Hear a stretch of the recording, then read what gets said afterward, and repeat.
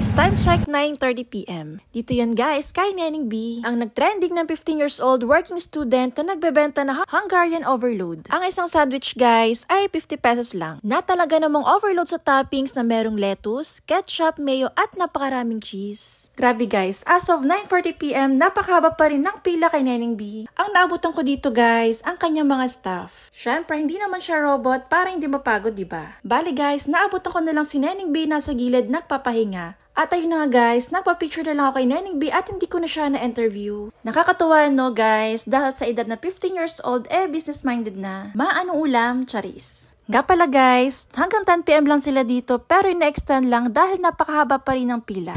Hi guys, so nandito ko ngayon sa Quiapo. Dinayo natin itong Neneng B Hungarian Overload. Kasi kami dito guys sa Quiapo. Tapat lang po siya sa spa. Tapat lang mismo ng Andong. Siyempre, try natin itong overload ni Neneng B. Is worth 50 pesos lang. Grabe o, diba? So cheesy. Cheesy. Hindi natin sa cheese. Ang laki pa talaga ng hotdog niya. Tikman natin.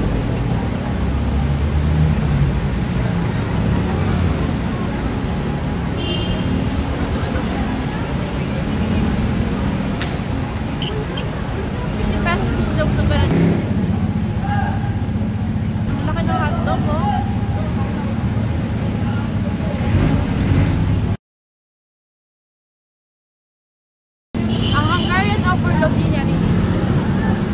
Pastay.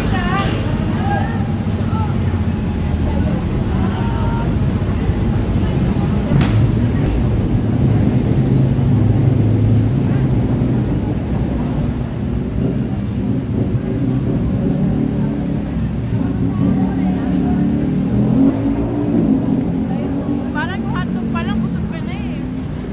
Tinaman pa ng ban, lettuce. Napakaraming cheese.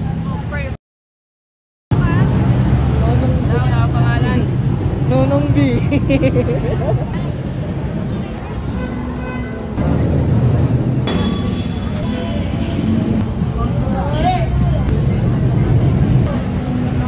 Kuya, sino ka? Si Nonong B? May Neneng B, merong Nonong B. Pahinga na Nagpahinga na? Okay. Hindi na nakapagtrabaho eh. Puro pa-picture eh. Grabe guys, so haba ng pila. Nakain sana kami kaso wala. Napakahaba ng pila eh.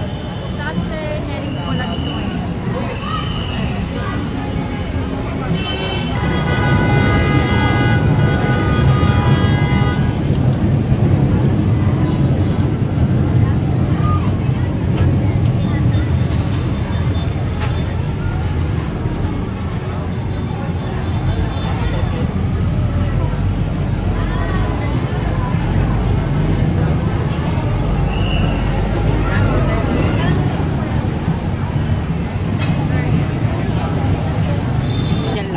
Nandyan lang ah.